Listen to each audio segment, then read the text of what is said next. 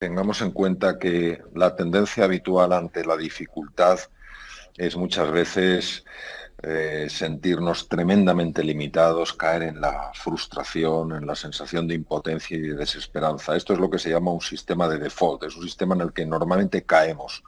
Y hace falta un entrenamiento, hace falta un mapa para saber cómo podemos eh, activar otro sistema que tiene una conexión obviamente con los procesos mentales y cerebrales y que nos permite ver lo que normalmente está velado. Por eso es tan importante entrenar la mirada, porque si no aprendemos a mirar cualquier situación de una forma diferente, no podremos encontrar cosas nuevas. Y muchas veces yo sé lo desafiante que puede ser mirar una situación, bueno, muy dura con ojos diferentes. Pero es que no tenemos más remedio, porque el dolor de la dificultad ya lo tenemos, el sufrimiento de la dificultad ya lo tenemos, pues vamos a esforzarnos en encontrar algo más que eso, en ir más allá del dolor, ir más allá del sufrimiento y encontrar la oportunidad.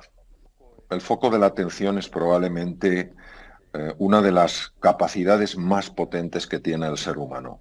Lo que pasa es que el foco hay que entenderlo bien.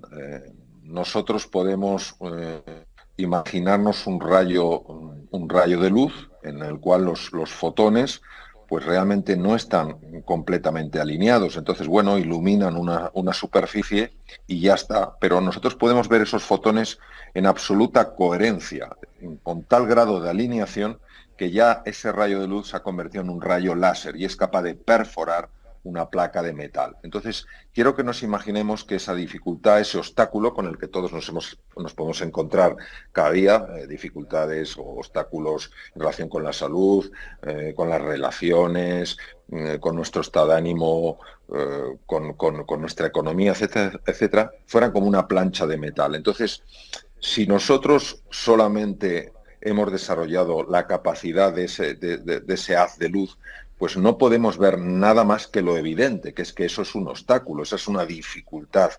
Pero si desarrollamos la mirada de un rayo láser, es decir, si esos fotones adquieren ese nivel de coherencia, entonces perforaremos la placa de metal y descubriremos lo que hay detrás. ¿Qué es lo que hay detrás? La oportunidad. La oportunidad es aquello que tú entiendes que puede llevar tu vida al siguiente nivel, tu vida o la vida de otras personas. Puede ser una oportunidad a la hora de mejorar una salud que te parece que está ya de alguna manera tan dañada que no puedes hacer nada. Puede ser una oportunidad para mejorar tu economía de una manera que te permita tener una libertad, una independencia financiera que ahora no tienes. O puede ser la oportunidad de reparar una relación que desde hace mucho tiempo está rota, pero que para ti sería importante que esa relación se recuperara. Entonces, la oportunidad, obviamente, es aquello que se convierte para nosotros en un trampolín para ir al siguiente nivel. Lógicamente, depende de cada persona dónde quiere ver esa oportunidad, dónde quiere aplicar esa oportunidad. Lo que pasa es que para poder aprovechar una oportunidad primero hay que verla y no se ven las oportunidades si no hemos entrenado la mirada. Es verdad, también en mi experiencia, que hay personas que tienen una capacidad, diría yo, casi innata de ver las oportunidades, aunque vayan disfrazadas de la mayor de las calamidades. Pero la mayor parte de los seres humanos necesitamos entrenar la mirada para ver esa oportunidad. Cuanto más nos dejamos guiar por el amor incondicional, menos miedo tenemos. Y cuanto menos amor hay en nuestro corazón, más miedo tenemos. Entonces, lo mismo que el frío no tiene existencia en sí, sino que es la ausencia de calor. La oscuridad no tiene existencia en sí misma, es la ausencia de luz. El miedo solo tiene existencia cuando nos alejamos del amor.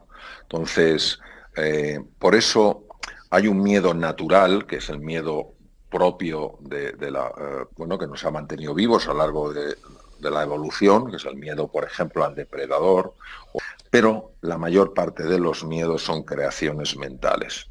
Es el miedo a no dar la talla, el miedo a que no me incluyan los demás, el miedo a que me enjuicien, el miedo a qué pasará si fracaso. Entonces, este miedo mental es un miedo muy dañino porque se ha metido en el cuerpo. Y entonces, cuando el miedo se mete en el cuerpo, los médicos sabemos lo que puede hacer dentro del cuerpo. Y desde luego lo que hace el miedo dentro del cuerpo, hablo de este miedo mental, no del miedo al depredador, que pone, obviamente, que nos permite sobrevivir, pero este miedo mental hace muchísimo daño en el cuerpo porque da lugar a la liberación de hormonas que son bastante dañinas, liberadas de esta manera, da lugar a procesos inflamatorios, etcétera, etcétera, que desde luego no favorecen en nada la salud y desde luego para nada el bienestar. Esa idea muy cartesiana de que la mente va por un lado y el cuerpo va por otro es absolutamente obsoleta. Es decir, los procesos mentales afectan a los procesos corporales y efectivamente en algunas enfermedades que tienen una expresión física, naturalmente que se ve que detrás, escondida, hay una alteración en el funcionamiento correcto de la mente y que eso causa pues, un cuadro de ansiedad, un cuadro de depresión, cuya expresión, repito, es física, pero cuyo origen, cuya verdadera naturaleza es mucho más sutil. No se puede ver como se puede ver la dolencia física, sino que es algo que está oculto y, sin embargo, sí aflora en forma de una enfermedad física. Yo creo que los seres humanos, nosotros los seres humanos, no tenemos que tener miedo a la incertidumbre, sino al desamor. El verdadero problema no es nunca la incertidumbre, es el desamor. Vamos a ver, de los dos hemisferios del cerebro, el cerebro se parece mucho a una nuez, que tiene sus dos partes arrugadas. El hemisferio derecho, que es la puerta al inconsciente, está increíblemente bien especializado para lidiar, para manejarse en medio de la incertidumbre. No es un problema de capacidad, es un problema de lectura.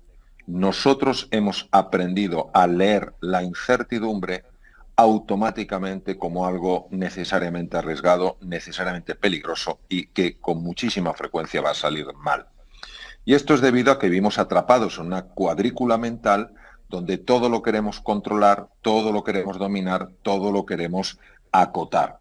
Y la vida no se deja ni dominar, ni se deja acotar, ni se deja encorsetar. Y esto nos pone de los nervios. Entonces, la realidad es que en toda incertidumbre, claro que hay desafíos. ¿Cómo nos va a ver? Claro que hay dificultades. Naturalmente, por supuesto que nos caemos. Claro que sí. Lo que no podemos es contar solo la mitad de la historia. Solo podemos contar el riesgo, solo podemos contar las caídas, solo podemos contar los peligros.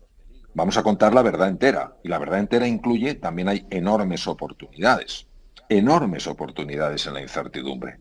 De hecho, voy a poner un ejemplo para que nos quede claro. Hace 1.000.000 de años, que se dice pronto, 1.000.000 de años, el Homo erectus, que ya nos podemos imaginar la tecnología que tendría el ser humano hace 1.000.000 de años, agarró una serie de troncos, los ató con lianas y empezó a navegar por el Océano Índico. Y llegó a colonizar sitios como Australia, islas perdidas en el Pacífico, etcétera, etcétera.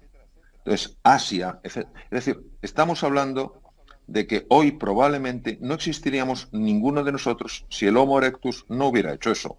Y especies muy, muy antiguas fueron hasta Europa. Somos hijos de esas especies. El ser humano ha avanzado porque ante la incertidumbre ha preferido la aventura a la necesidad imperiosa de controlar. Entonces, ¿qué ocurre? Que al final somos reos, esclavos de nuestras propias interpretaciones. Si yo interpreto la incertidumbre como un peligro, yo me bloquearé frente a la incertidumbre. Si yo interpreto la incertidumbre como una oportunidad, yo exploraré.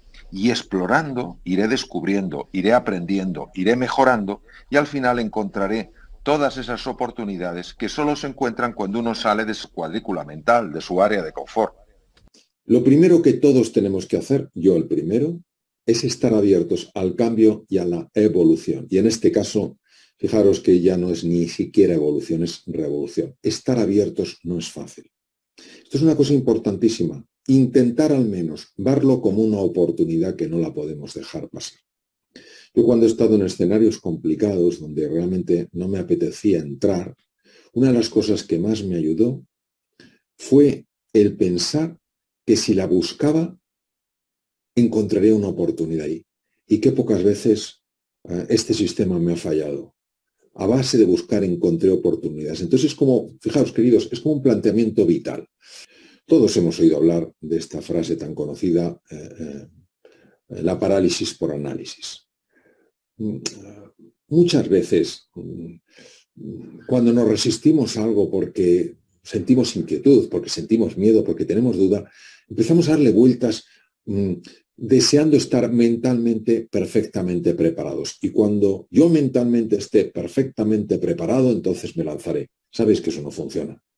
Sabéis que tenemos que lanzarnos donde estemos y con lo que tengamos. Y cuando hagamos eso, curiosamente, sorprendentemente, empezarán a activarse, a emerger una serie de recursos. Hay dos cosas que el ser humano necesita casi por encima de cualquier otra cosa. La primera, sentirse realmente querido. Y la segunda, sentirse capaz para poderse manejar en la vida, tener autonomía, tener la confianza de que puede encontrar su camino, que puede encontrar recursos, que tiene creatividad, que posee un espíritu emprendedor y que si los pone en juego, naturalmente que conseguirá resultados extraordinarios. ¿Qué nos pasa a los seres humanos cuando hacemos frente a la incertidumbre? Al mundo actual, no nos tenemos que ir más lejos, donde no sabemos lo que hay más allá de nuestro mundo familiar, de nuestro mundo conocido. No sabemos cómo será la educación del futuro, no sabemos ni siquiera cómo serán la mayor parte de las profesiones del futuro. Cuando el sistema límbico encuentra un porqué poderoso, ¿qué quiero? Quiero saber qué hay más allá de la cordillera Hindukush. ¿Por qué?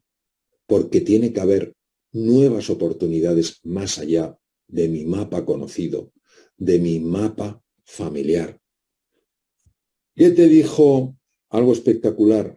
A propósito de todas las iniciativas, hay una verdad elemental cuya ignorancia mata innumerables ideas y espléndidos planes. En el momento en el que una persona se compromete de verdad, la providencia también lo hace. Toda clase de cosas comienzan a suceder. Cosas que no habrían sucedido sin su previo compromiso. Todo un caudal de sucesos se pone en marcha con aquella decisión, ofreciéndole encuentros insospechados, recursos inesperados y ayuda material que nadie pudiera haber imaginado que pudieran suceder. Si crees que puedes o sabes que puedes, ponte en marcha. La audacia tiene poder y magia. Bueno, primero tenemos que entender una cosa, que es el error en el que hemos vivido, no digo a lo largo de años, sino a lo largo de siglos, separando el cuerpo, la mente y el espíritu. Es decir, parece que el cuerpo iba por un sitio, la mente por otro y el espíritu por otro. Hoy sabemos perfectamente, en base a la investigación, que la dimensión física, la dimensión mental y la anímica están absolutamente interconectadas. Se pueden distinguir, pero no se pueden separar. ¿Qué quiere decir? Que cuando una persona está haciendo, digamos, un ejercicio de yoga, aparentemente de cara a los sentidos físicos, lo único que está haciendo es un movimiento corporal.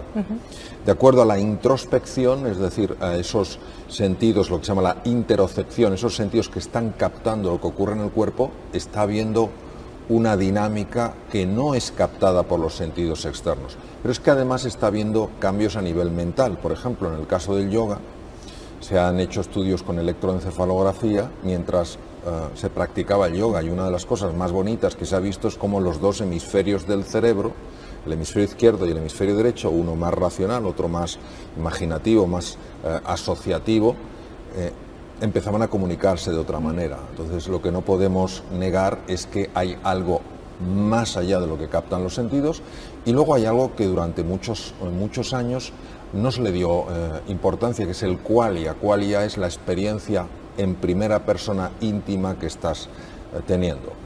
La ciencia a veces, de tan objetiva que quiere ser, pierde la belleza de la experiencia, y durante tiempo solo lo que se podía medir exactamente tenía valor, y la experiencia, alguien que decía, oiga, mire, es que yo he empezado, vamos a suponer en el caso del yoga, he ido a una clase, estaba súper tenso porque había tenido un problema en el trabajo, he estado una hora practicando yoga y salgo diferente, oiga, mire, eso no tiene importancia. Oiga, pero es que yo lo he vivido, sí, bueno, lo he vivido, pero eso no está medido. Eso no...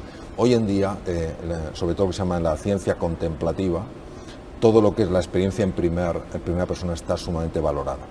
Respecto a los estudios, claro, todas estas disciplinas, el yoga, el qigong, la meditación, tienen miles de años de antigüedad. La pregunta es por qué ha tardado tanto Occidente verdaderamente en tomárselo tan en serio, porque siempre ha habido practicantes de yoga, practicantes de qigong, de meditación en Occidente, pero era casi algo más anecdótico y no con la pujanza, con la intensidad que hoy tiene. Y es porque la ciencia se ha metido a medirlo y somos así. Y lo que la ciencia avala como real, entonces decimos, pues entonces es verdad. Y nos olvidamos de que hay miles de años que han estado avalando la bondad de ciertas metodologías, porque sencillamente, si no, no existirían. Entonces, ¿qué han demostrado, por ejemplo, los estudios científicos en lo que respecta a la meditación? Varias cosas. Por ejemplo, a nivel cognitivo, es decir, a nivel de capacidades mentales, una mejora muy significativa en cómo el cerebro procesa los datos, en la toma de decisiones y en el análisis de situaciones. A nivel electroencefalográfico se ha visto cómo hay una unificación de los dos hemisferios de tal manera que colaboran más, con lo cual la persona es más capaz. También se ha visto cómo se neutraliza una red que se llama la red neuronal por defecto, que está asociada a la infelicidad humana.